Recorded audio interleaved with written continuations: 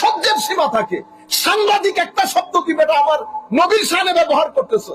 কতগুলো জাহেল মূর্খকে এনে মৌলবী বানিয়েছে, এদেরকে আবার সিট দিচ্ছে, এরা বলে এমপি হবে। তুতু চিঠায় এমন মৌলবীদের মুখে জাহেল মূর্খ কতগুলো এনে একসাথে করেছে। আলেম নাই, কোনো কিছু নাই। তো যদি সাংবাদিক হলে এ সংবাদ দিয়েছে বিদায় সাংবাদিক, তো তোমার মন্ত্রী তোমার নেতারা আমির বলো কেন, সভাপতি বললে অসুবিধা কি? আল্লাহর দরবারে দোয়া করি আমরা যদি হক হই আল্লাহ আমাদেরকে হেদায়েত করুন।